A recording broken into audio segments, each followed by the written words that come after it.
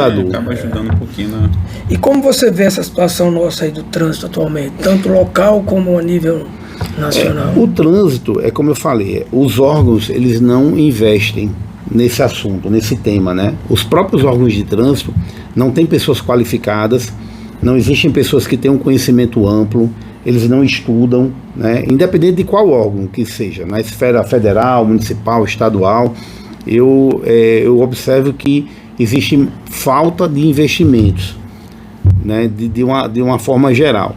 Você falou que o trânsito é um assunto bem relevante. O trânsito, lá no artigo 1º do Código de Trânsito, diz o conceito de trânsito. O trânsito é a utilização das vias por pessoas, veículos e animais.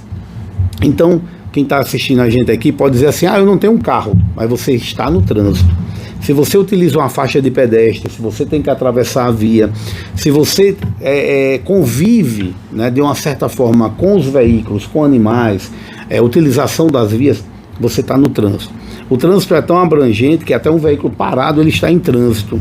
Por isso que ele está sujeito, inclusive, à fiscalização. Porque o trânsito, o conceito de trânsito é que as pessoas, veículos e animais podem estar se deslocando ou não. Então, até um veículo parado, ele está sujeito, sim, à fiscalização de trânsito. Você vê como é importante, você colocou aí em relação a levar para as escolas, né? Uhum. Você vê como esses detalhes, essa riqueza de informação, que muita gente não sabe.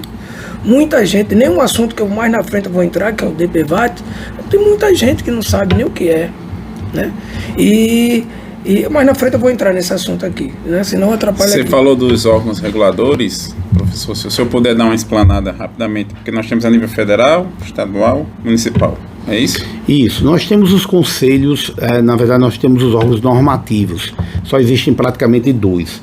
Inclusive é muito comum uma prefeitura ou até o estado querer legislar, né, sobre legislação de trânsito, quer colocar lá um decreto ou uma lei, e não pode, isso é privativo da União, está lá no artigo 22 da Constituição Federal. Então, para isso existem órgãos normativos. Ou a legislação de trânsito, ela é lei, ela é instituída por lei federal, tá, somente federal, ou pelos órgãos normativos. Aí nós temos 2 órgãos normativos. Nós temos um da União, que é o mais conhecido, que é o CONTRAN, Conselho Nacional de Trânsito, é o que baixa as famosas resoluções, e toda semana praticamente é uma resolução nova. Esse é um dos desafios que nós temos, de nos mantermos atualizados, né, estudando. Nós temos, por exemplo, vamos falar daqui a pouquinho sobre a resolução da película, né? Isso. Então a resolução 989, que é a resolução inclusive mais recente, tá? Isso. Nós temos aí, desde a resolução número 1, a última agora que saiu no finalzinho de dezembro, a 989, que é a da película. Vamos falar daqui a pouquinho. Você postou hoje no Instagram, eu vi isso, hoje, exatamente. Eu estava vendo outra coisa quando ele mandou. Então o que acontece? Nós vemos aí que existem 2 formas de você ter uma norma. Ou você tem por lei, ou por uma resolução do CONTRAN. O CETRAN, que é o Conselho Estadual de Trânsito, também, que é um órgão normativo, ele até pode legislar, mas só vale dentro do próprio estado.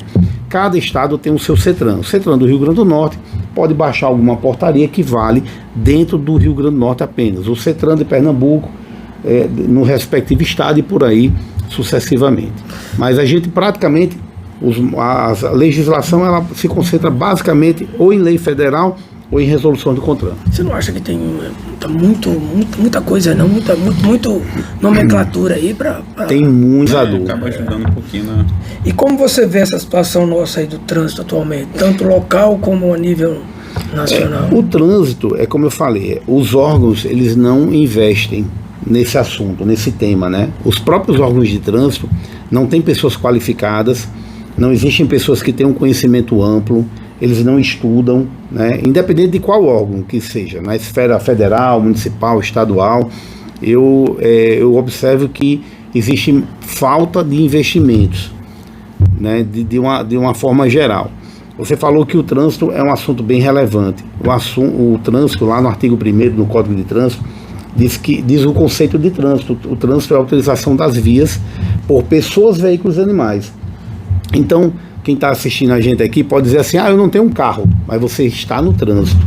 Se você utiliza uma faixa de pedestre, se você tem que atravessar a via, se você convive, né, de uma certa forma com os veículos, com animais, utilização das vias, você está no trânsito. O trânsito é tão abrangente que até um veículo parado ele está em trânsito. Por isso que ele está sujeito, inclusive, à fiscalização. Porque o trânsito, o conceito de trânsito é que as pessoas, veículos e animais podem estar se deslocando ou não.